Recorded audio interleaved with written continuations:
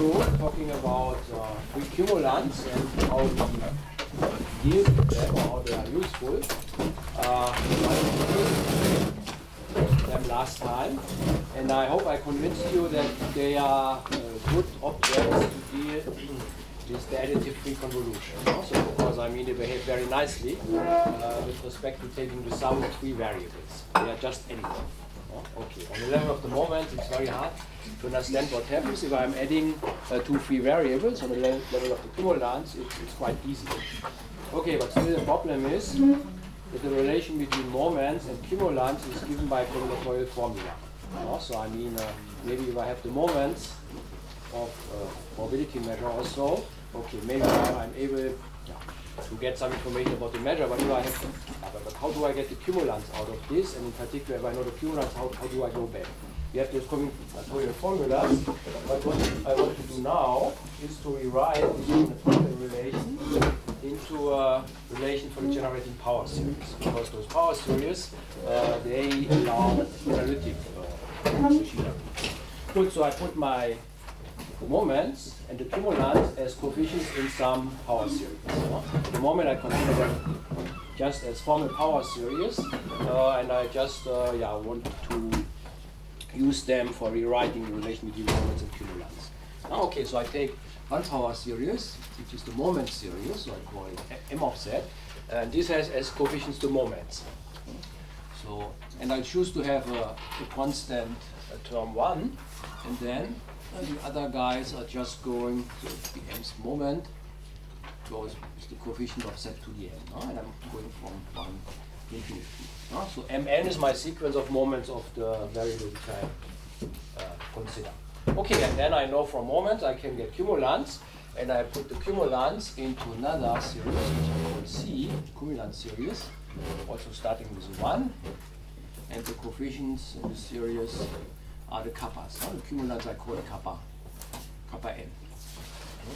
Good. Okay, and the relation between those two sequences of numbers is this moment cumulant relation, which is given by a combinatorial formula. So namely it tells me if I want the nth moment, so I'm now specializing the formula which I had in general between the state and the cumulant functionals. If I'm doing it for one variable, it just means I get the nth moment by summing over all non-crossing partitions of n elements, and then each such a partition makes a contribution which is multiplicative with respect to the block, and each block counts with the cumulant where the index is given by the size of the block. And so I denote this here by kappa pi.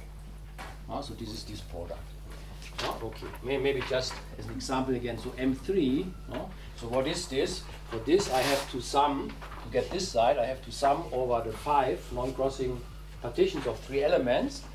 There are 5 of them, those guys, this and this. Okay, and they make a contribution. The first one, each block is weighted by a kappa indexed by the size of the block. So this is weighted by kappa 3. So here I get a kappa 3. And then those 3 guys, blockwise, they have the same structure. They have a block of size 2 and a block of size 1. So each of them makes a contribution of kappa 1 times kappa 2. So I get this 3 times kappa 1 times kappa 2. And this guy, it has 3 blocks, each of size 1. So I get a kappa 1 to the power 3. So that was the structure of the formula. Okay, and so we want to understand this relation as a relation between those power series. Good, so what is the relation between this? Okay, and again, we do this by trying to understand this relation here in a recursive way. That's also what we did when we counted the non-crossing pairing. So we did this in a recursive way by first choosing the first block of my pairing and then see what is left I have to do to fill in to get a full non-crossing partition. Okay, so what was the situation? This formula says so Mn, so this is the sum over non-crossing pairings, but how do I count this? So Mn means I have n positions. Okay, and now I want a non-crossing partition of this, So I choose the first block. The first block is the block which contains the 1. So the 1 is connected to some other guys. You can have some size. You can have size 1 or size 2 or so. So it connects here a couple of guys. Okay, and then I'm left, if I have chosen this one, I'm left with filling in the remaining blocks. Okay, and as in case of pairings, I mean the non-crossingness avoids that I can connect the guys here with guys which are sitting somewhere else. So I must connect the guys which are sitting between two consecutive elements here in this block. I must connect them up among themselves. I cannot connect them with something else, because otherwise I would get a crossing with this block. So this means the remaining blocks which I have to add to this are now blocks which are either sitting only inside here, only here, only here, and so on. Okay, here I have dots, so these are different possibilities, and here. Okay, and so this means what I have to do after I fix the first block, I have to find, the blocks which I fill in here, they are themselves a non-crossing partition of the number of guys which I have sitting here. So let's say I have I1 elements sitting between the first and the second element in this block. Let's say I have I2 elements here, I3, and so on. And then here outside, the last guy, I have let's say I have here, how many? Let's say S. Let's say this block has size S, then I have here S intermediate spaces.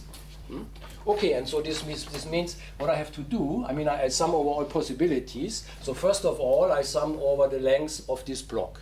Let's call this S. So S can be 1 up to n minus 1 or so. No, n. It can have size n. Then I would have connected everything. Okay, so I'm summing over S from 1 up to n. And then, of course, I can specify how many points do I have between consecutive ones. So I can specify the I1, the I2. This can also be 0, because it could happen that there's nothing in between. And so I can sum over all possibilities what can happen here. So I have I1 up to IS, and they can start at 0. They are greater or equal to 0. But of course I have a constraint, namely that everything together must be n. And everything together is, of course, the S points from the first block, and then all the I guys which are in between. So I have to sum here under the constraint that I1 plus up to IS, and then the S guys from the first block together must be equal to n. Good, okay, and then, I'm also, after having fixed this, I'm summing over the blocks which correspond now to the I1, the blocks corresponding to the I2, but this just means I have to find non-crossing partitions for those guys. So I'm summing over pi1, so this should be non-crossing partition of the many elements which I have between the first spaces. I'm summing over the pi2, the non-crossing partition for the I2, and so on up to the last one. I'm summing over the blocks corresponding to those guys which are outside, the pi s, which is also non-crossing partition of the IS many elements. Good, okay, now I have to see what happens with the weights, because the blocks are coming with weights, and of course, the first block has a length s, so this gets a weight kappa s. So this, let's say I put this here. Okay, then the blocks which are here inside, they have their weights, but if I multiply them, this is of course exactly the weight which I would give to the partition pi1, because pi1 has exactly those blocks, they go with these weights. So I have the weights corresponding to the block sitting here, they are just combined to the kappa of pi1. The weights sitting inside here are combined to the kappa of pi2, and the weights sitting here for those blocks are combined to the kappa of a pi s. Okay, now you see I have factorized this in a way that you see I can do some of those summations, namely I can sum, if I sum over this, This is now exactly the same problem from which I started. Namely, I'm summing over all non-crossing partitions of IS many points, and I weight them with the kappas. But if I do this, I come back to the moment. But now not the moment of size n, but the moment of size is. So this here is the moment of is. And in the same way, this sum here is the moment of I2, and this here is the moment of I1. Oh, okay. And so you see, I do a partial summation here in this sum, and I get a recursive relation between moments and cumulants. Yeah. Sorry, I think I don't quite follow. So what's I1 mean? I1 is the number of points which I have between the first point in the first block and the second point in the first block. Okay. I2 is the number of points which I have between this and the next one. Okay, and what's kappa S mean? Kappa S? Yeah. Okay, I mean S is just the number, the size of the first block. Yeah.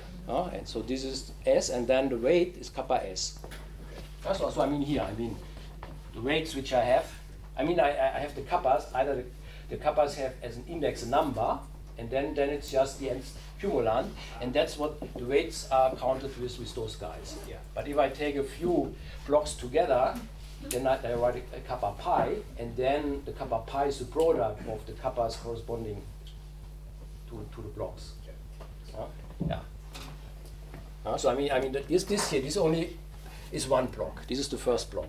But here there can be more blocks in between, constituting a smaller non-crossing partition. And so each block here has its weight, but if I multiply them together, this is the weight of the corresponding partition, which I call kappa pi 1. So this here, the partition which is inside here I call pi 1, the one which is inside here I call pi 2, and the last one I call pi s. Okay? Yeah. For classical random variable, just substituting non-crossing with all possible weights for that. If you would do it with the classic cumulants, then you don't have a non-crossing condition. Exactly. So this means in this recursion here, you would just say I choose the first block, and then I take all the others together, and I just get the moments of all the others. So it's much simpler, huh? So you see here. Yeah, but non-crossingness really gives me a higher order relation, yeah? Could we please use this formula for the case m equal to 3 just to illustrate? Like, can you just apply this formula to m equal to 3? To what? To this case. To m, yeah. M3. Okay, so, maybe let me do this for m equal to 3, huh? Yes. Yeah, okay, so if for M3, what do I have to do? In principle, M3 I calculate like this, huh? But now I say I calculate it in a recursive way by saying I have my 3 points, and now I just collect things according to what is the first block. And for the first block, there are a couple of possibilities. So either the first block is just the first element itself, huh? Then it can be the first and the second element, then it can be the first and the third element, or it can be all 3 elements together. Okay, and in each case, so that's summing over the S essentially. Here S is 1, 2, 3. I'm summing over S, but for S I might have different possibilities. So in this case, let's see. Here S is 1, and the I1 is 2. So this here is now the I1. Those are those guys which are still free. In this case, here, this guy here is still free, and in this case, this is still free. Okay, but this is a so simple example that there are not many possibilities left. Okay, and here nothing is free. So if S is equal to n, then all the i's here must be equal to 0. Okay, but so I'm saying here what I'm doing, I'm summing over those possibilities. But then I have to fill in the rest. And here you see in this example, I still have to fill in the non-crossing, finding the blocks which for those 2 elements. So this guy here, this goes over to a sum over this plus this.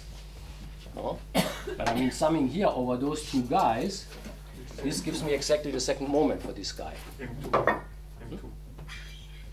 M2. Yes, which is kappa 2. Okay. Kappa 2. Yeah, and I mean this here is kappa 1. This here goes with kappa 1. Okay, this here goes with kappa 2. And here I'm summing, but here I'm just getting the first moment, so you don't really see the difference here. Okay.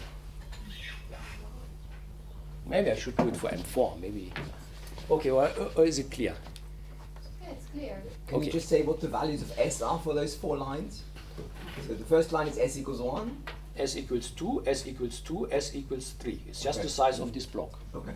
So I mean, it's if S is fixed, I still have possibilities to say how many do I have here, elements here, and how many do I have here. And so here it is, this I1 is 0, and the I2 is 1, but here it is the I1 is 1, and the I2 is 0.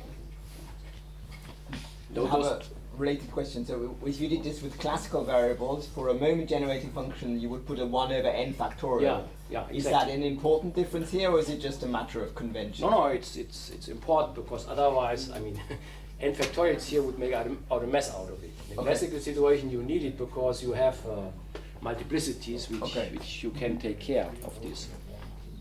Yeah, I mean, you will see that if I do it like this, I get this recursion here, which is now very close to having a relation between the generating power series.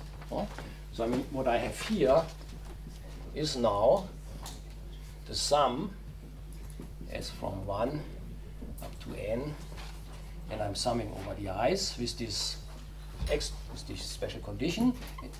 And then I have here kappa s and the product of moments, mi1 up to AIS. And this is mn. This is doing a partial summation in this summation here. Okay, but getting it in this form is very good, because now I can just multiply with z to the power n and sum over n, and then I have my generating power series, in particular on this side. Now I'm summing, I mean I have here mn. Now I'm summing here with z to the n, and I'm summing over n. That's what I do for my power series. And on the other side, I mean I also have to multiply with z to the n, but you see the powers of z distribute very nicely to the things which I have here, because I mean I give a z to the s to this guy, I give a z to the I1 to this guy, a z to the IS to this guy, and you remember my constraint here was that the sum is equal to n, so the z to the n really distributes exactly like this, exactly what I need. Yeah, now that's what we do in combinatorics. I mean, that's how you get rid of such constraints. I mean, this sum here is very ugly because you have this constraint. You cannot deal with it. But if you sum over n, you get rid of this, because, I mean, the sum of those guys will be sum n. And if you sum over all n, this constraint is gone. So this means here, I have now, if I sum over n, yeah, I mean, I can forget the sum over n, and here it's just removing the constraint here and makes out of this restricted summation of the i's an unrestricted one. So now, I mean, I'm just summing here over I1 up to IS greater or equal to 0 without any restriction. Yeah, okay, and then you see, summing over I1, I'm just summing those guys, and this is just again the moment series, this and so on, this again. So the summation over the i's just gives me back the moment series for each of these. So what I'm left here is yeah. Why can you drop the restriction? Sorry. Why can you drop the restriction? Yeah, because I'm summing over n. So I mean, okay, okay. In principle, I have this sum n here. Okay, and this n, where does it show up? I mean, in z to the n, it doesn't show up anymore, because the z to the n I have distributed like this. So the n is not explicitly showing up. At the moment, it's still here, because I have this constraint that the sum is equal to n. But now I'm summing over all n, and then this constraint here isn't there anymore, because, I mean, of course, the sum is sum n. So for each n, I will exactly get this part of the sum where the sum is equal to n. If I sum over this, I can forget this, and then I can also forget this. because the n is not showing up anywhere else here. Yeah. Sorry, and in the from s equal 1 to n, in the first sum, This is still here. but isn't it up to n? Yeah, this goes now to infinity. Ah, yes, yeah, infinity. okay, good, yeah, okay. I mean, I'm summing here over all n, so this means I don't have any restriction anymore on the upper limit for s. Okay, good, yeah. Okay, so you see, I'm left. Yeah. With this. And so what I have now is I have the sum. Okay. Yeah. I mean, I should take out this extra one, no? Or this I should write down maybe in an extra way. So here I'm summing n bigger than 1, let's say, and I have this plus 1. No? Because for n equal to 0, I mean, I have to be careful what do I mean with n equal to 0. Yeah, okay, but so then what I get here is 1 plus, and I have the sum over s, and I still have the kappa s, and the set to the s. Okay, but all the other guys I have summed over, and each of them gives me the moment series. And I have this s times. So I have this to the power s. And now you see what I have now here.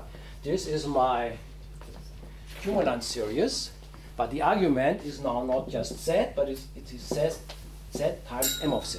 Because I have here s times m of z to the power s. So this is just the cumulant series where the argument is now changed to z times m of z. So this here is now c of z times m of z.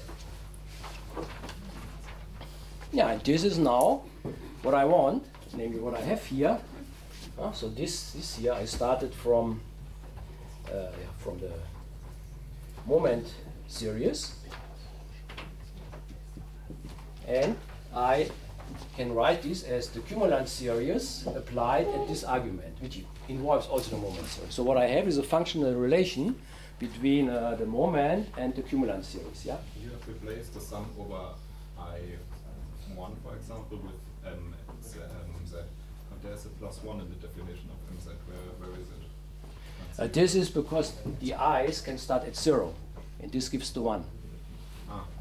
So I mean, I'm summing here. I mean, for the s, I'm only summing bigger than 1, but for the i's here, this corresponds to the fact that it can happen that there is no point between consecutive legs of the first block. Yeah. So I'm summing here. This is greater or equal to 0, and of course for I1 equal to 0, the corresponding moment is 1. No? Good. Okay. So what we have here is somehow a reformulation of this combinatorial relation between two sequences of numbers into a relation between their generating power series. And maybe I write this down because I mean this is the main result for this, and this is now very close to analytic description. Maybe I can hit this.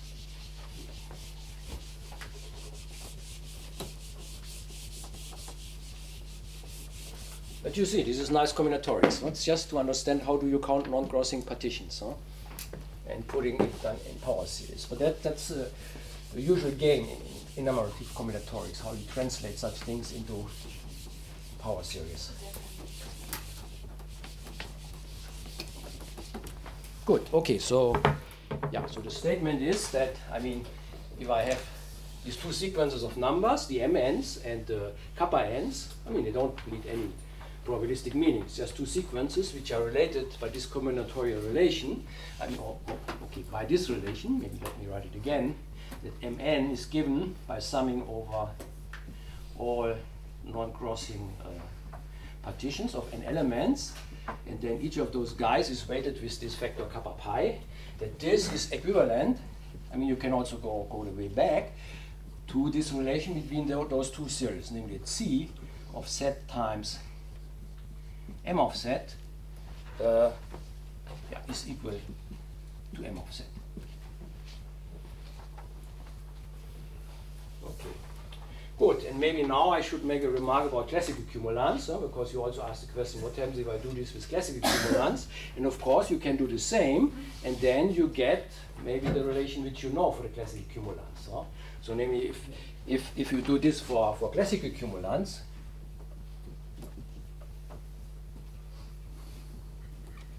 then let's say, then you also, you have two sequences of things, the moments and the cumulants, and now the relation is of course given by this formula, but here you sum over all partitions.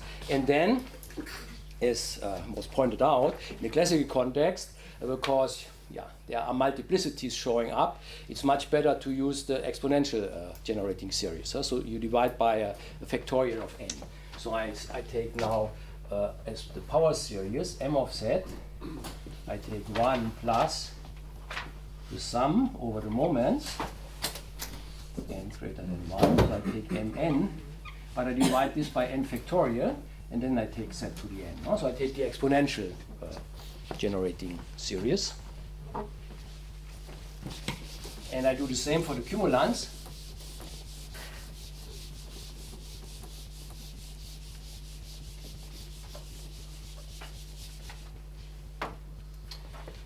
So let me call these C-twiddle. And now, of course, I put the classical cumulants now. Or maybe at the moment you can say I'm just looking at two sequences of numbers, which I put into generating power series. And maybe here I don't start with 1, but I start with 0. So let me take the classical cumulants denoted by Cn, divided by n factorial, z to the n. And then again, this combinatorial relation which we have, which is the same as this, but only without the non-crossing condition. So I'm summing over all partitions of n elements. But otherwise, it's the same. I take the product of the kappas, the cumulants corresponding to the block. And if I rewrite this in the same way as I showed it to you for this power series, you get exactly that the cumulants are the logarithm of the moment series.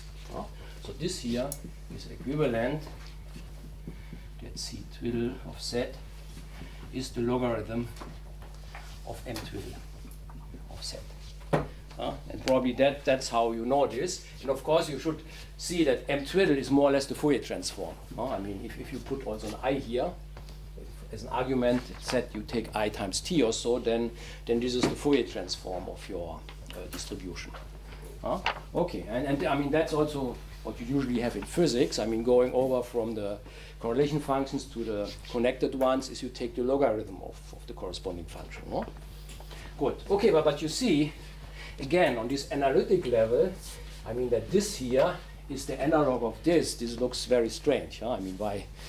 This is a totally different type of equation. But if you translate it, it means combinatorially, then it is much clearer why this is really parallel. It's just replacing all partitions by the non-crossing partitions. Good. Okay, so any questions about this? And maybe you should try just to do the classical case. And there it's really simpler in a sense. You have to see how you get the logarithm. Yeah?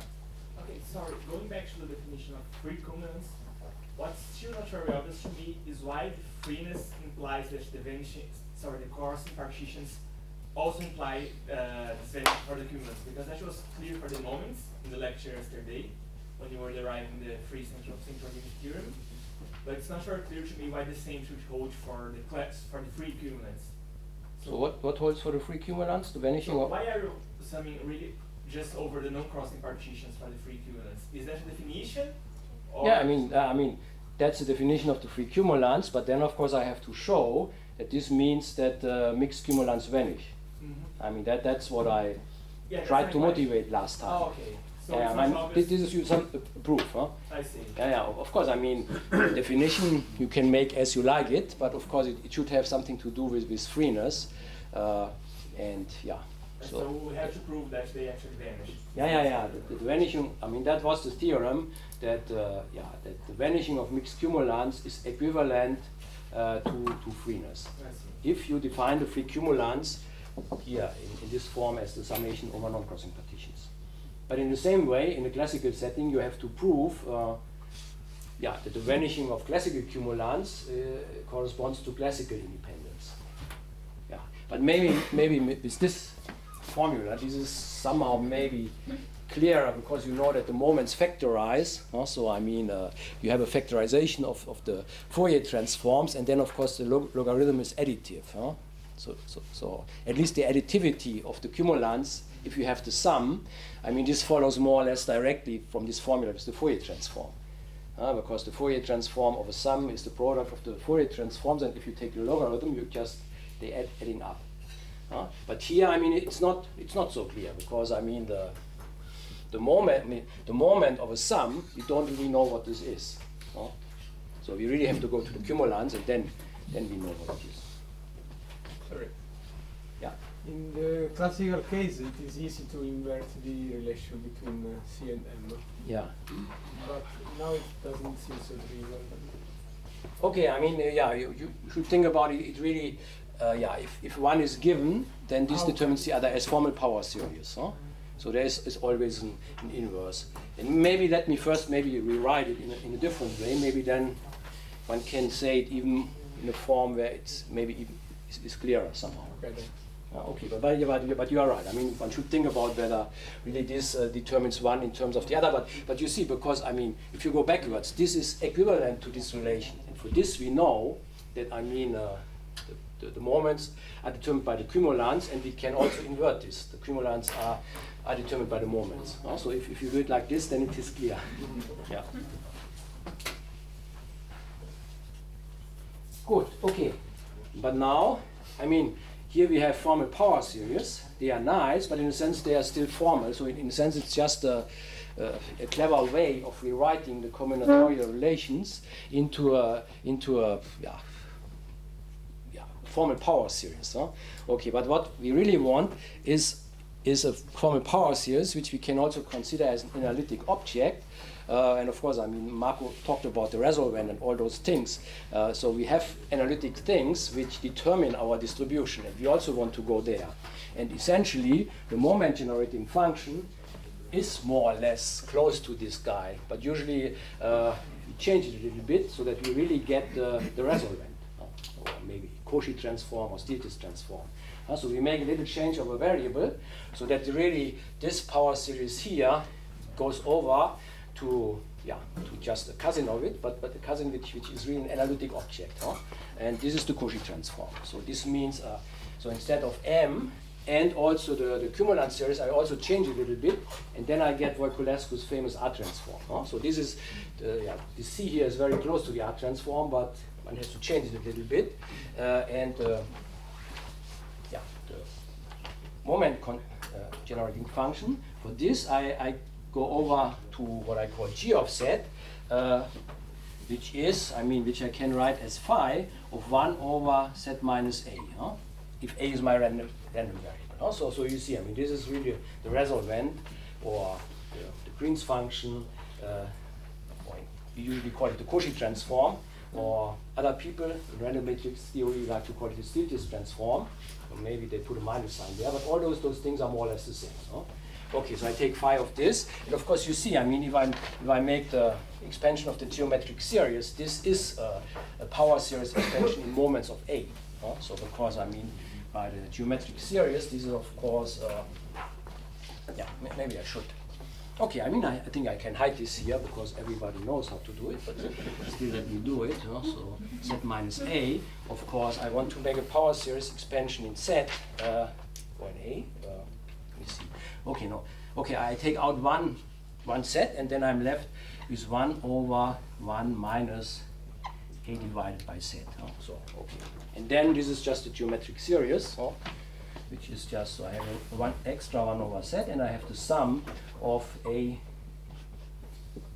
to the Z to the power n. And so you see I get powers of A, and to those I apply my state, so I get the moments, and then I'm dividing by Z to the n. And here I have an extra set. So this here really is phi of A to the n divided by Z to the n plus 1. Okay, and those are the moments. And this is more or less M, but essentially I have exchanged Z with 1 over Z, and then I have an extra 1 over Z. So this is 1 over Z times M of 1 over Z. Yeah? Thinking about random matrices, like if the A was a matrix, then this would only hold if the largest eigenvalue of the random matrix is smaller than Z. Yeah, but Z is usually outside the real line. It's in the upper half plane. No? So, Okay. I mean, Z a priori is a formal variable. Okay, I mean, here still, let me do this on a formal level, but then I will go over to say as an analytic function, Z should be a complex number, and it should not be on a real line, because then I avoid. I mean, I have. Is that enough? If it's a complex number, does then this series converge? It still make an assumption about the eigenvalue, right? Or not? I'm not talking about eigenvalues. I mean, you see, I define it like this, and then it depends on the support whether I really have this expansion or not. For example, if moments don't exist, of course I don't have this expansion. No? But the Cauchy transform, in this form, I can always define it. No? Okay, I say a few words more about this. Huh? Okay, but here I just want to reformulate this formal power series into other ones, and then I lift them to analytic objects. Okay, but I also changed the C by essentially shifting it by one set. And then what I get there, I call the R transform. So I denote this by R of Z. So this is the generating series in cumulants, but it has a shift by 1. So it's kappa n plus 1 times Z to the n. And I start at n greater or equal to 0. So this is C of Z. I take away the constant term. C had a constant term 1, and then I'm dividing it by Z. So R of Z is more or less the same as C.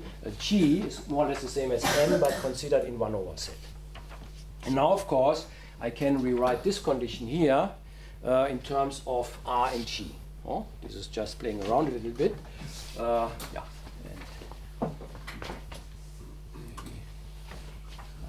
Here, what I get then is that G.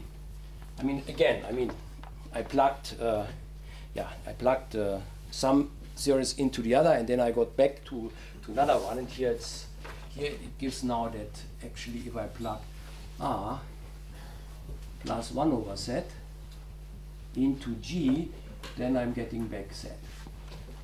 And this means that R of Z plus 1 over Z is the inverse under composition of G.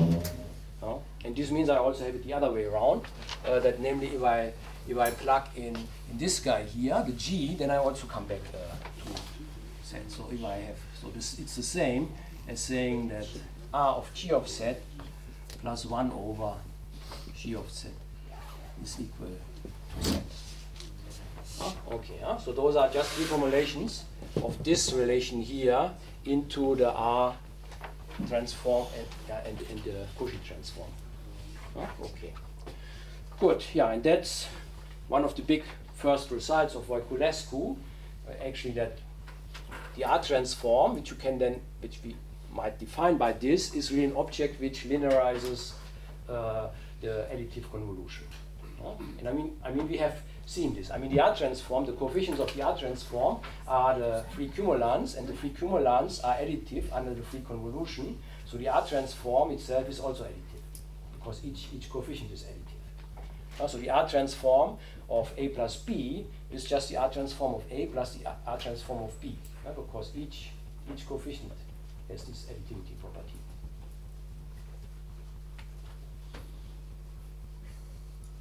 Okay, silence. This means clear or totally unclear? Maybe you went, I'm sleeping, but can you just go slowly and show me the two equations from, the two equations on G and R comes from the equation on C and M plus the two definition, right? Yeah. So, okay, good, yeah. Okay, okay. Maybe I write down now a theorem which collects the main statements. So maybe this is the theorem of Voiculescu, which somehow I reproved in these combinatorial terms. Which I tried to understand in these combinatorial terms. So let me write it down again. for. Just before we move on, what's A again if I just write Jz equals phi of 1 over z minus A? On the bottom? Yeah. Yeah, I mean the G, I mean essentially it's this guy here in this language, and maybe I mean those guys here are my moments, my Mn. Now I think the moment I have moments of a random variable A. Okay, and I mean then this sum here as a geometric series is just phi of the resolvent. Okay. So I mean you can just say I define it like this.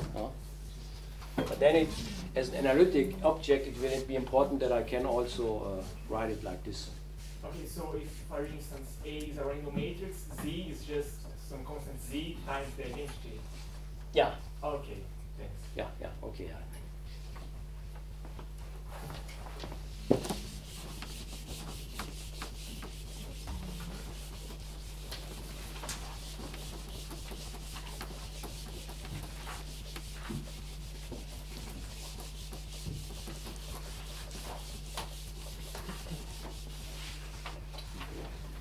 Good, okay, so let me write down the theorem, which more or less I proved. But okay,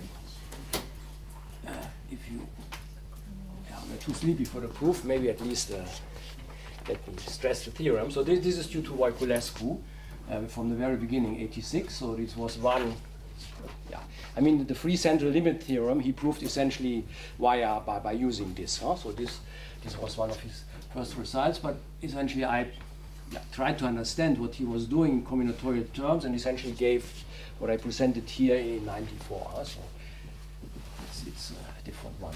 Okay, so the statement is that if I have a random variable, I have an R transform, which I define it in terms of the cumulants, but you can also say I take this formula here as a definition of it. I mean, I know the Cauchy transform of my distribution, like this here. This is somehow given, and from this I define the R transform by this formula. And let me take the second one. So 1 over G of Z plus R of G of Z is equal to Z. You can say I take this as a definition of the R transform, and then this R transform has this crucial property that it linearizes the free convolution. So the R transform of the sum of two free guys. Now I'm putting the variable here. I mean, of course, this depends on a variable which I consider. I'm looking on the moments of a variable. And now I take as a variable A plus B, then this is the sum of the R transforms of A and the R transform of B, if A and B are free.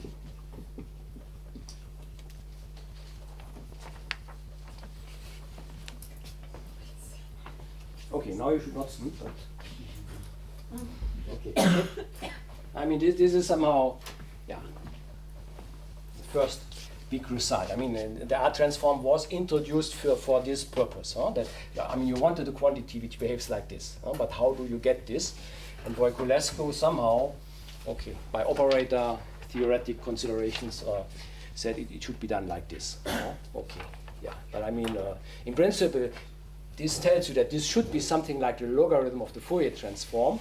But as I said before, I mean, this equation doesn't look like the logarithm of the Fourier transform. But if you go via this root of cumulants and you see that the coefficients of the R transform are the cumulants, then in this combinatorial description you really see that it is. But how can you see it without cumulants? That's higher mathematics. No, you have to be Voiculescu. But I mean, how do you, I mean, can we get an idea of how you do that? I mean, how can you perceive it without doing? I mean, I can only give you the idea how I saw it, and that was what I did. I mean, really, when I started in this subject, I mean, this was when I did my PhD. I mean, I did my PhD by trying to understand what Voiculescu had done. But I mean, the theorem had a proof already. Yeah, but of course he had a proof, and you can understand the proof somehow on a formal level, but how to come up with this proof? And it was really doing operator theoretic arguments. It was it was realizing the distribution which you have by some operators on some Fock spaces or something like this, and then you see properties there, and you can handle. But the understanding of non-crossing is already was already there, or is it? No. I mean, he didn't. I mean, he said that this R transform had some coefficients, and he used a little bit of properties of these coefficients, but he didn't have this idea that you have a combinatorial relation between moments. So in your approach, the key is that the crossing cumulants disappear. Yeah. And I mean, this really came because in the free central limit theorem, you see that essentially, instead of all pairings, you consider the non-crossing ones. And then maybe... As illustrated on your Yeah, t-shirt. exactly. That's my... Yeah. I mean, yeah, even his proof of the free central limit theorem went via this route. Huh? I mean, there was no... he didn't even say that the semicircular counts, the moments of the semicircular counts the non-crossing pairings. I mean, this didn't play any role there. Good. Okay, so now we have this nice theorem, but maybe now I should tell you why I want to go to this Cauchy transform, to the G, not with the M. And the reason is, of course, the same as Marco was always using the resolvent, because this has very nice analytic properties, and it allows me to recover the distribution what I want. So let me say a few words about this.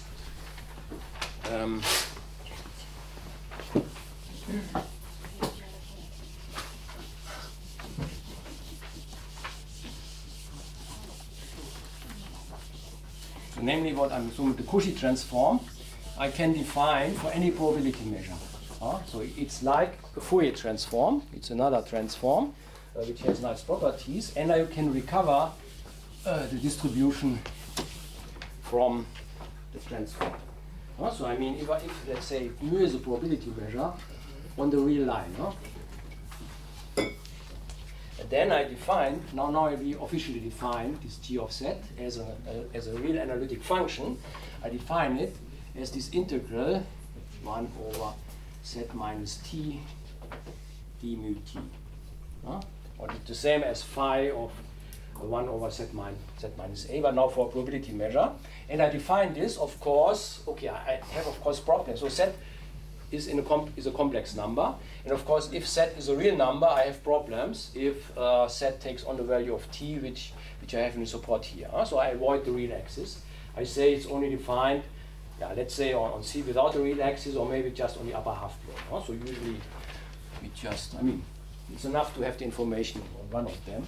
So let's say I define it on C plus. So those are the complex numbers whose imaginary part is bigger than 0.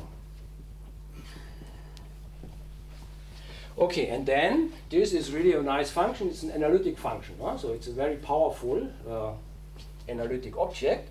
It's analytic, which means in particular, if you know it somewhere on a big enough number of points in a complex plane, you know it everywhere. I mean, analytic functions are really, you can extend them. Okay, but so it's an analytic function, and it goes from C plus to C minus. And maybe that's the reason why maybe you prefer to have a minus sign there, because then it would go to C plus again. Maybe with the minus sign, it's called the Stieltjes transform. Here it is called the Cauchy transform. Maybe I should write it down. So this is called the Cauchy transform.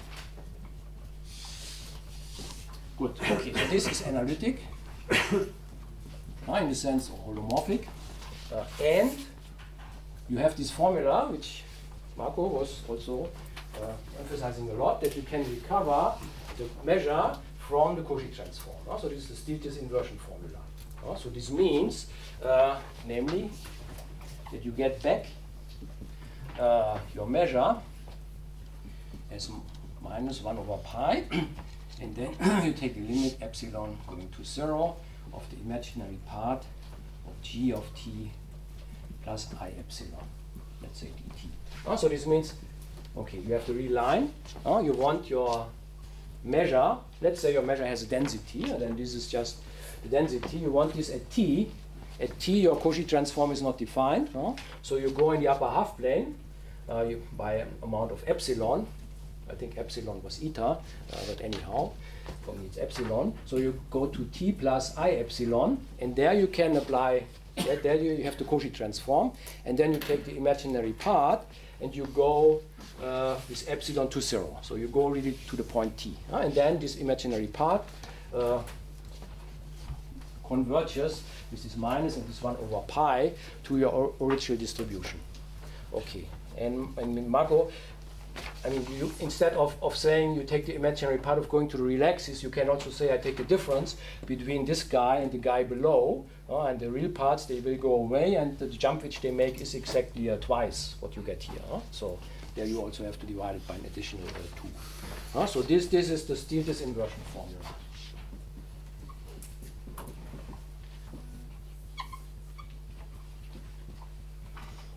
I mean, that's why the resolvent is, the Cauchy transform is so important, because, yeah, I mean, you can calculate it somehow, but you can also really go back to your measure. You can retrieve the measure out of it. So, I mean, also the Fourier transform used in the classical context. Of course, you also have inverse formula. If you know the Fourier transform, you can calculate the measure. You need something like this.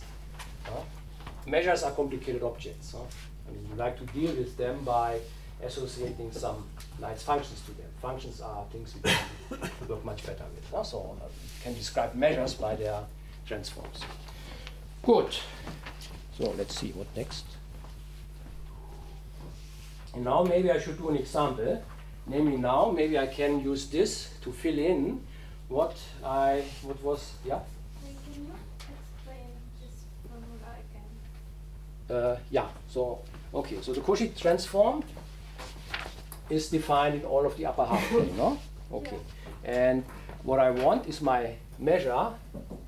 So the measure lives on a real axis. So this here is R. So I mean this is the derivative. So let's say if I have a density for my measure, and then this tells me, and say I have a nice continuous density, then this tells me how I get the density. So namely, if I want the density at t, then what I should do is I go a bit above in the upper half plane, and I take the Cauchy transform at the point t plus I epsilon.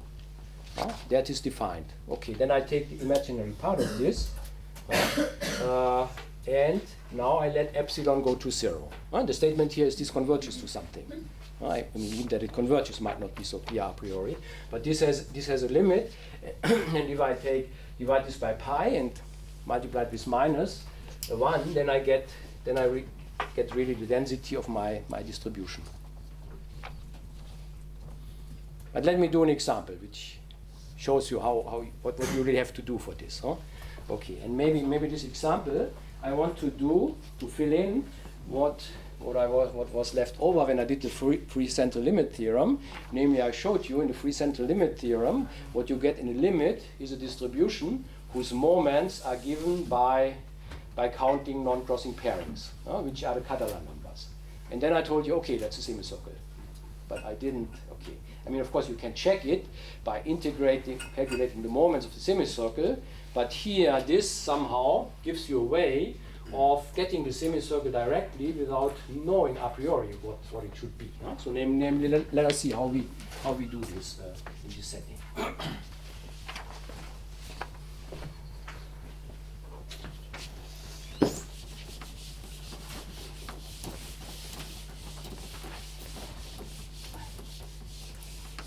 And maybe I also use the R transform, the relation between the Cauchy transform and the R transform.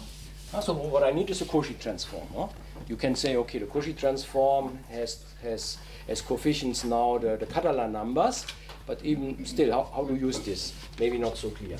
So what I use is that the semicircle, I know the R transform. This is now very trivial because for a semicircle, this formula that I have to count non-crossing pairings means that the cumulants of the semicircle are very simple.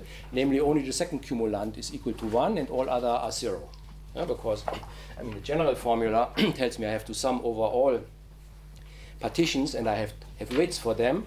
But if I only want to sum over pairings, the weights for blocks which are not of size 2 must be 0.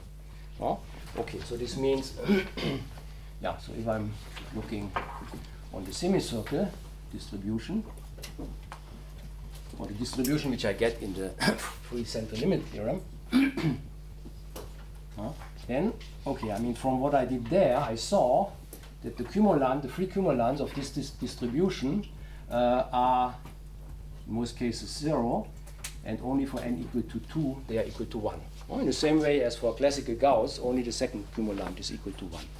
Okay, but this means the R transform of this distribution, I mean, the R transform in general is the sum over the n plus first cumulants times z to the n, or over all n, but now only if n plus 1 is 2, I get something, so this is just z. Okay, and now I can use the formula which I just erased, so maybe, yeah, I should write it down again. Now I can use the relation between the R transform and the Cauchy transform. So the general relation was that if I plug in the Cauchy transform in the R transform plus 1 over the Cauchy transform, this is equal to z.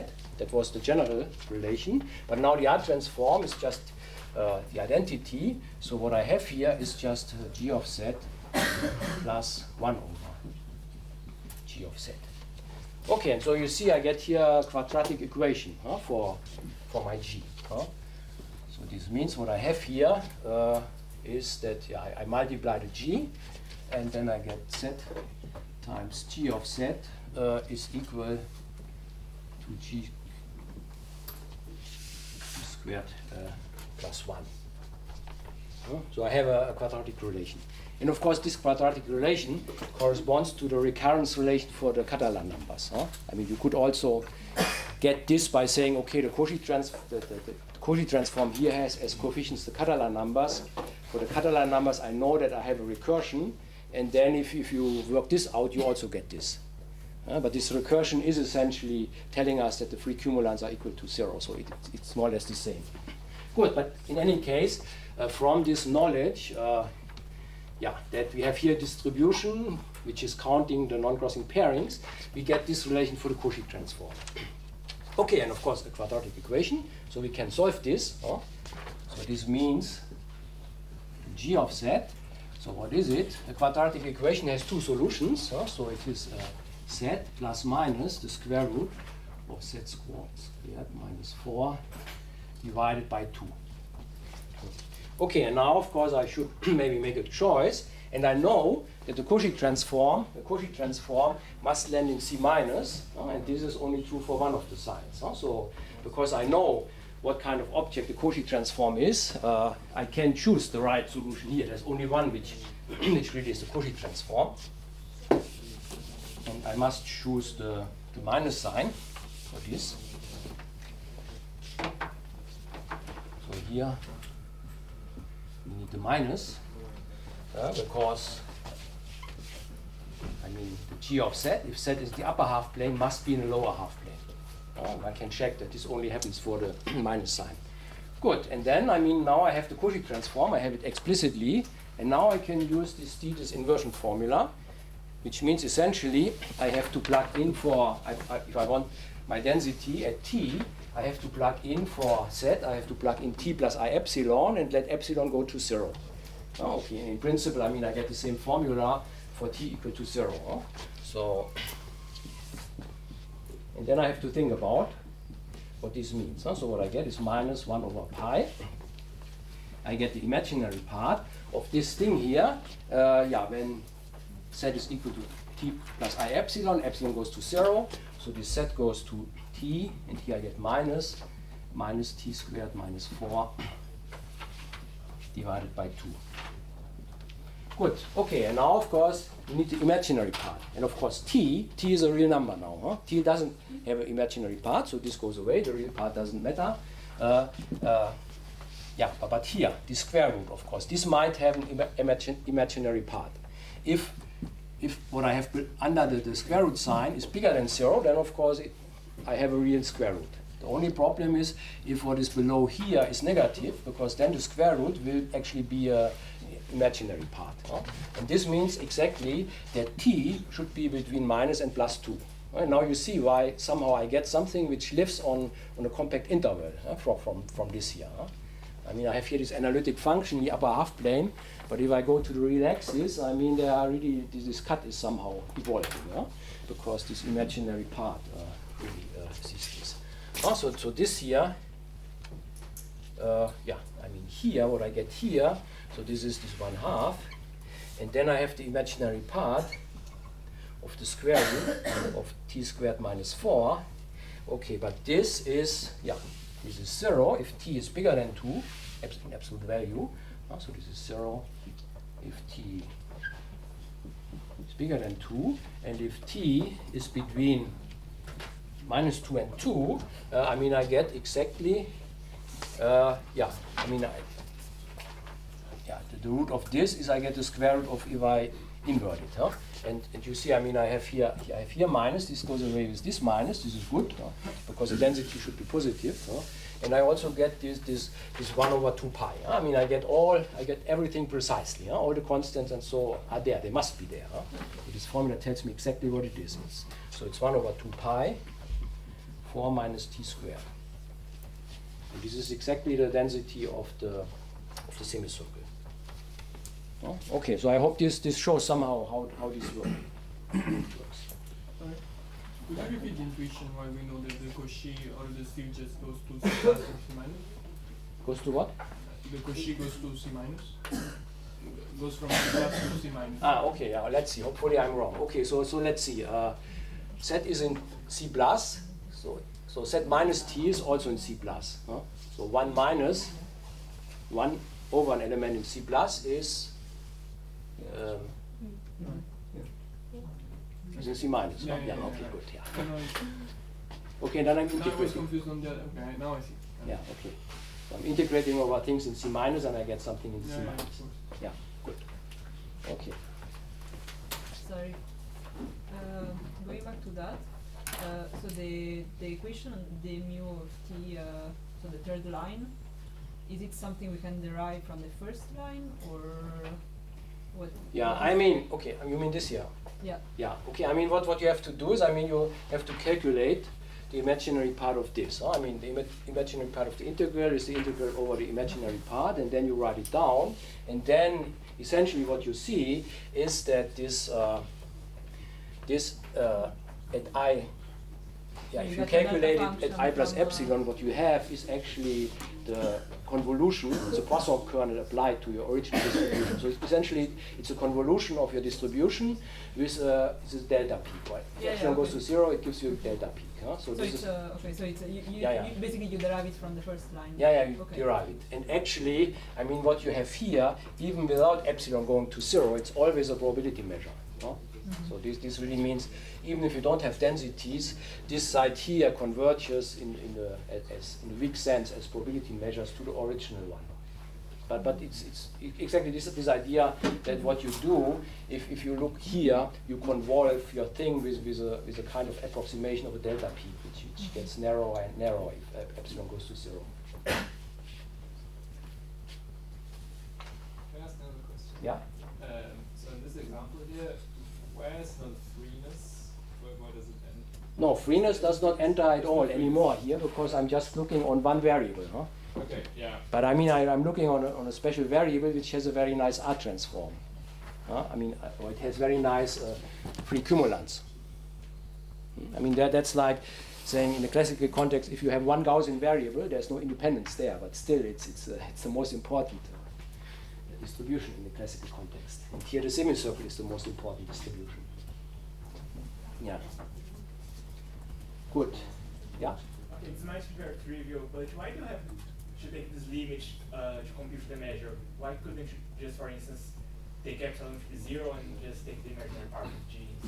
Because the Cauchy transform is a priori not defined on the real axis. Huh? You really have to define it as this limit. Huh? And we take here only the imaginary part. So the real part, like, yeah, it's not so clear. I mean, very often you can extend the Cauchy transform to the real axis. I mean, essentially, I have done it here, but it's not always defined.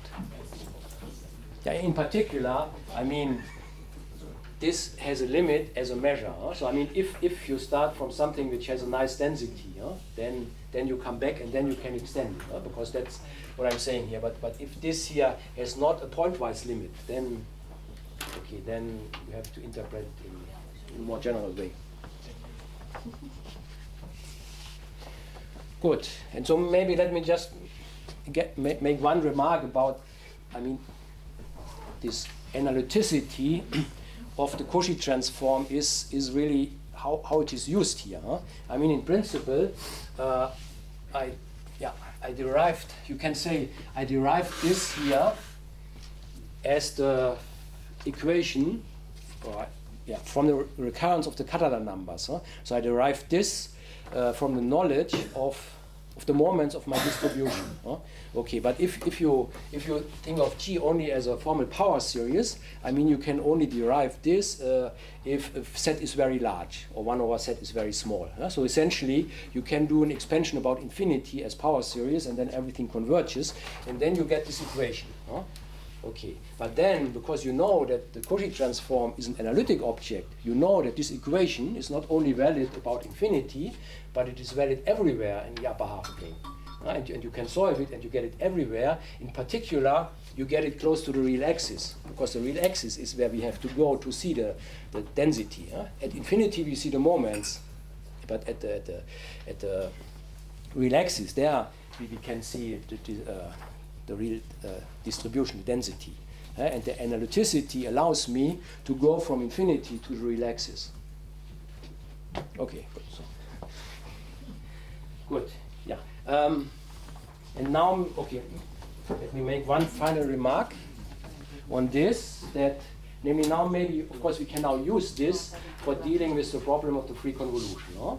I mean, you were right here, I only calculated a distribution of something where I know the moments, but I mean the whole thing was devised for dealing with the free convolution. So I mean, but now of course this machinery can be used for calculating the free convolution of distributions. And I only want to indicate, or maybe it should be clear, just repeat how this can be done, and then maybe give you one result for such a convolution without doing the calculation.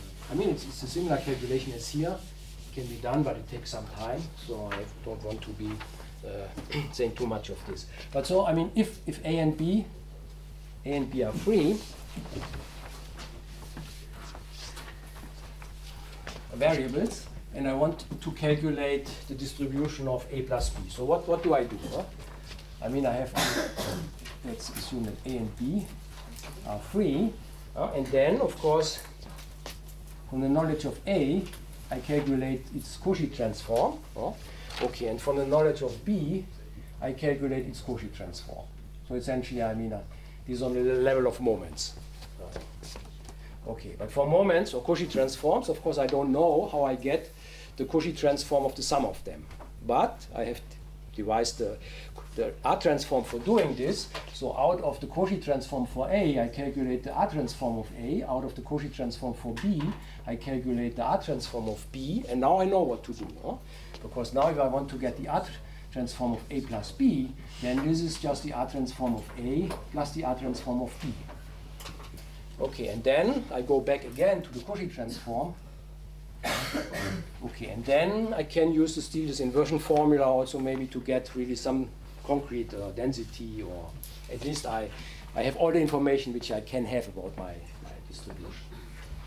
Good. Okay, and maybe one example which just check I've understood. So kind of for a physicist, this would be asking the question, if you have random matrices, you know the eigenvalue spectra, they have eigenvectors in general orientation, then how do you get the eigenvalue spectrum of the sum out of that of the two matrices? Right? Yeah, exactly. Okay, good, yeah. Okay, and maybe I give an example which you can then also maybe interpret as a random matrix picture. So namely, let me take the free convolution of just the simple Bernoulli, symmetric Bernoulli with itself. So namely, let me just take the distribution 1/2, 1/2, and -1 and +1. And take the free convolution. So this plus in the box is the sign for the free convolution. So I want to convolve this with itself, -1, +1. And of course, if I do this in a classical context, then of course I just get something which lives on -2, 0, and +2. It's probability 1/4, 1/2, 1/4. Okay, but here now, the maybe surprising thing, if you see it for the first time, is that actually you get here something which is not discrete, but which has a density. And the density is the arc-sine distribution. So what you get out here is something which lives between -2 and +2, and it has an arc-sine distribution. So it's distribution like this. So I mean the density of this is 1/pi 4 minus t squared. And this is something which you can concretely calculate with this machinery, because again you only have to solve quadratic equations. I mean, it should be clear that for general distributions it's not so easy to calculate the R transform. Usually you cannot solve it explicitly. So the examples which one usually is giving are examples where it comes down to quadratic equations. And here it's again, so here you really can solve it. Okay, and maybe, in your interpretation, I mean, this means if I take a matrix, I mean, I have not talked about random matrices, but I think everybody knows that freeness is there for random matrices. So if I take a matrix which has just eigenvalues plus and minus 1, half of them plus 1, half of them minus 1, and I take another matrix, it's the same property, but then I rotate them randomly against each other, so the eigenspaces have nothing to do with each other, and I take the sum, then the eigenvalue distribution of the sum will look like this. Which maybe is not, I mean, if you are used to non-commuting operators, I mean, the sum of two projections can be, if they don't commute, is complicated. So maybe from a physics point of view, this is not so surprising than from a classical probability point of view. But anyhow, still, it really it describes this. So that is also basically up to a shift the sum of two projections onto kind of half the dimensions. Yeah. I mean, of course, I could also shift this to 0 and 1. Yeah. Okay. But then. So, excuse me. But okay, maybe it's real, but I don't understand it fully. So, in which sense can two Bernoulli variables not commute? In the sense. No. I mean, they are not classical variables. I mean, the variables which I have. Because the example we were doing was with matrices, so in that case I wasn't understanding. Yeah, but I mean, maybe if you just take, you can take 2 by 2 matrices. Which have eigenvalues plus minus 1, so this is one of them. Okay, and then I can take another one which is rotated, which, okay, I'm not sure, maybe I better not write it down. Those peaks are the distribution of the eigenvalues of two random matrices. Oh yeah, okay. Maybe I have, okay, this is something which I will say a bit later. So I mean, okay, for matrices, I take my state phi as a trace, and if I do this, then this really gives me the eigenvalue distribution. No? Okay, so not today, but maybe tomorrow I will say a bit more about this. Or maybe I'm going in this direction. Are there more questions on this? Yeah? From this, it's also clear that the semicircular is the only distribution that if you convolve with do a free convolution with itself and then take average jitters. The semicircle, you mean? Yeah, the semicircle. Yeah, I mean, if I take a distribution, two copies of a distribution, they are free, and I sum them and I divide them by the square root of 2, and I'm coming back, then that's a semicircle. So in a sense that also gives a direct proof of the free CLT, right? If we know that it converges to something. Yeah, but I mean, if you have the R transform, you can also write this down for the R transform, because you know what happens there. No? Yeah. And then you see that the R transform must. By the R transform, it's direct, because the R transform it's only linear for the semicircle. Yeah, exactly, yeah. Can I just follow up on that? Is there then a kind of free equivalent of Levy stable distribution? Yeah, I mean, there's the whole theory is there. So you have all the stable distributions, and even the domain of attractions are the same as in a classic context. So there's a big theory by Harry Berkovich and Pater about this. So everything is there. Good. Okay. Yeah, then I think I still have 15 minutes. Huh? Okay, so maybe now we have this nice theory, but you see, I mean, if you calculate something, you really want to interpret it, what it means. Okay, one meaning is with random matrices, but I also want to give another one, because I mean, I've now shown this very nice theory. If we have free variables, then we get something, but at the moment we have not really seen many examples of free variables. At the beginning I told you on the beta lattice you have these free group generators, and so those are free, but okay, maybe it would be good to see a few other ones, and I want to give you two ones, namely some operators, and then of course I will talk about the limit of random matrices. But probably I start with the operator one.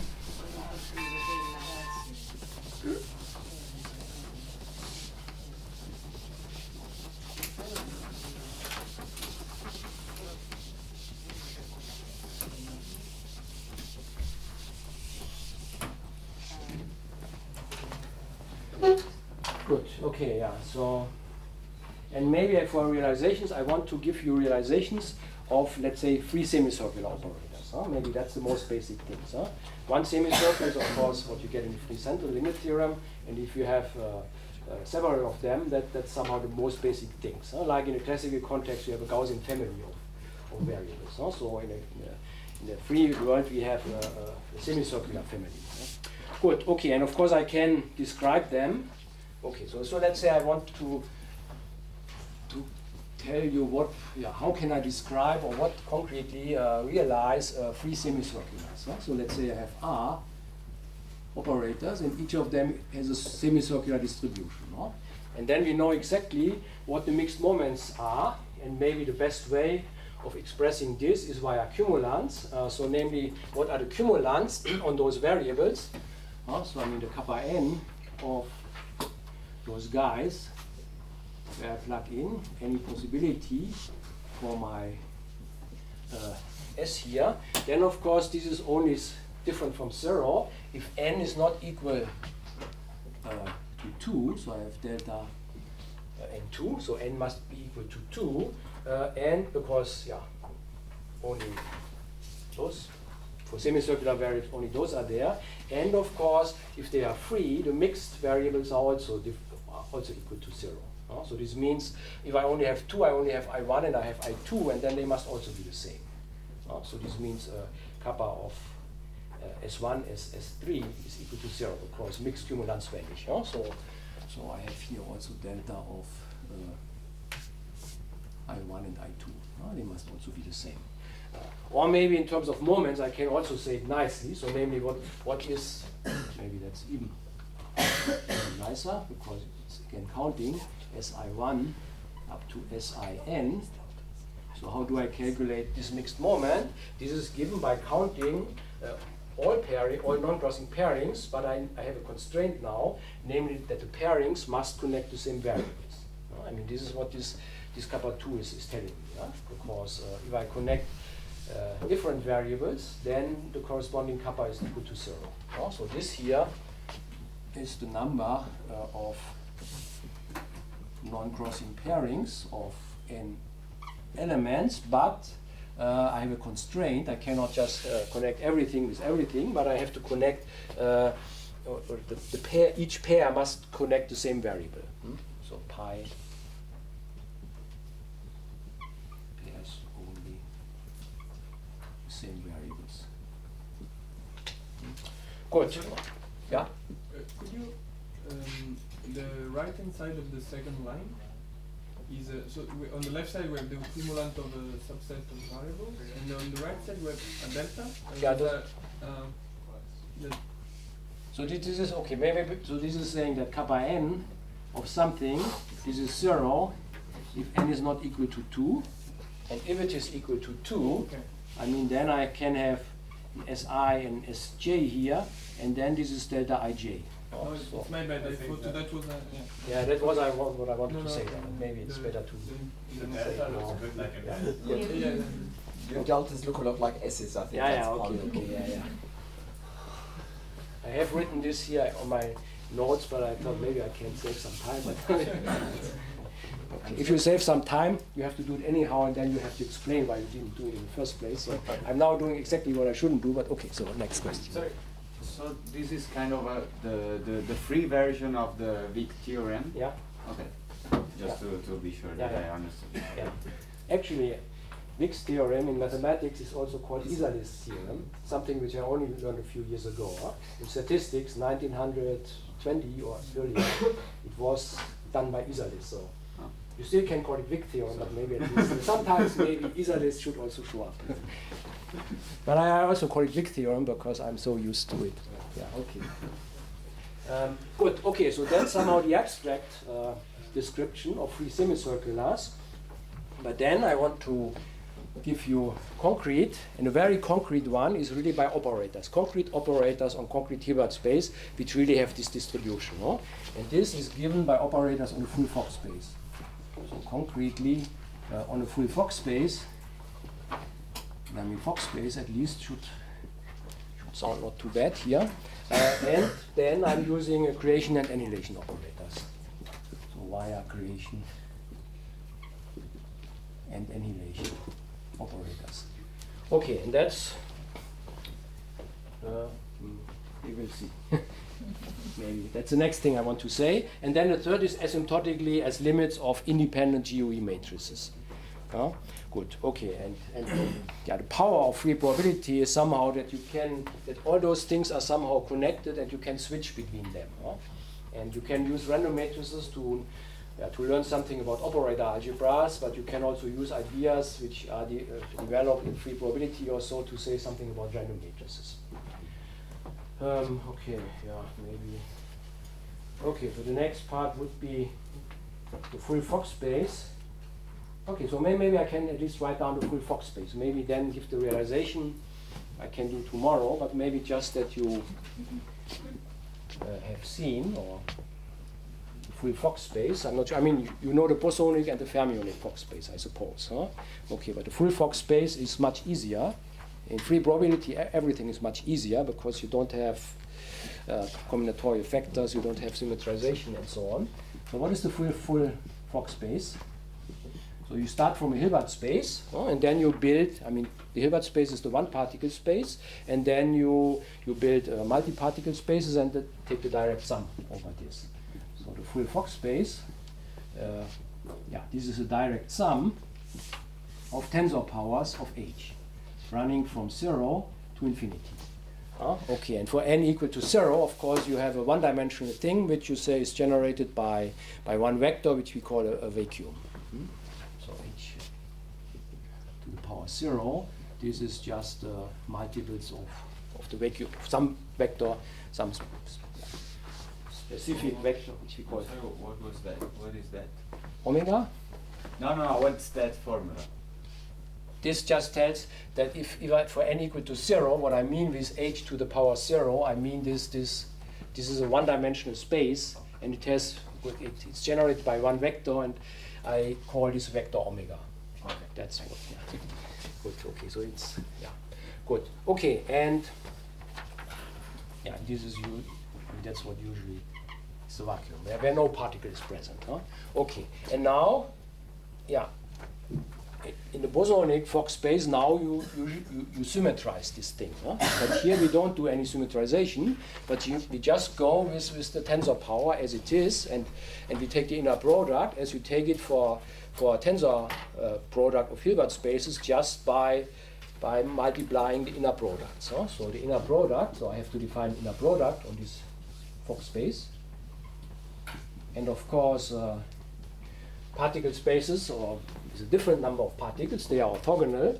And of course, I mean, the only thing I have to specify are the elementary tensors, because I mean, everything is a linear combination and limit of this. So I have to say, what is the inner product between F1 tensor Fn and G1 tensor Gm.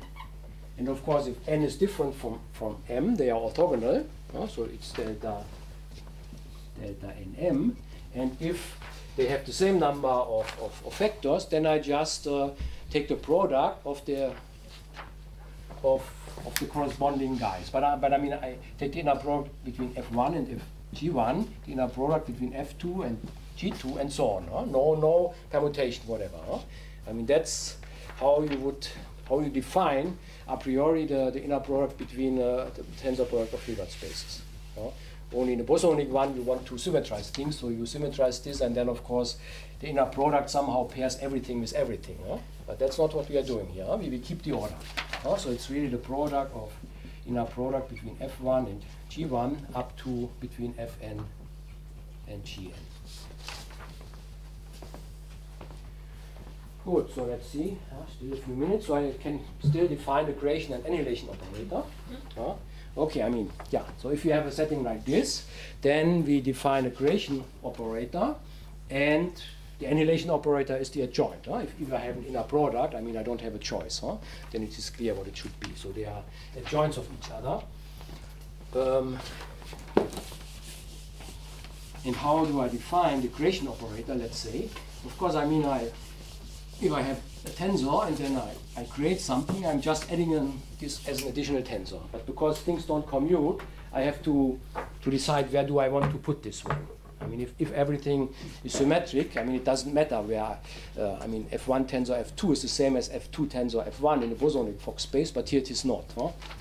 Okay, so I mean, so for each element in my H, so H is my basic one particle space. So for each element, there I define an operator, which I denote by L star of F. So this is a creation operator. And then its adjoint is L of F. This is an annihilation operator. Good, and how are they defined? So let me define first maybe L star. So L star of F. Of course, if I act on omega, I just create the F. So I just go in one particle space. I just have the F. And if I act with L star of F on F1 tensor Fn, I create the particle, but I create it on the left side. That's why I call it L. Right? It's a left creation operator. I just put it at the beginning. So this is just F tensor F1 tensor Fn. And of course, this is something different than if I would put F at the end. I mean, I also have right creation operators, right? The same at the end. But I mean, I have to make a choice at some point. I just say I do it on the left side. Okay, yeah, so those are the creation operators. And then the adjoints just, of course, take away an element, and of course they're taking it away on the left side. They're checking the first tensor and see whether it's the F or not, and they take the inner product with the F. So the L of F, of course, acting on a vacuum, as usual, it is 0. If there's nothing there, I cannot take away something. But if it is acting on F1 tensor Fn, then I mean it's essentially takes away this first particle, but it checks whether this has a component in the F direction. So what I'm doing here is I take the inner product with F and F1, then the F1 is gone in the tensor, and I just have F2 tensor up to Fn. Good. Okay. Yeah. I think time is over, so maybe until tomorrow you can think a little bit about this. Maybe you have questions, but tomorrow I will talk more about it, and I will tell you that if you take the combination, namely the sum of creation plus annihilation operator, then those give you 3 semicircular elements. And maybe you know in the bosonic Fock space, if you do this, you get a Gaussian family. If you do the same for the creation and annihilation operators in the bosonic, Fock space, you get independent Gaussians. So this is really very analog to, again, what we do in the classical theory. But tomorrow I will talk more about this. Or are there any urgent questions now? Okay, then thanks. Okay.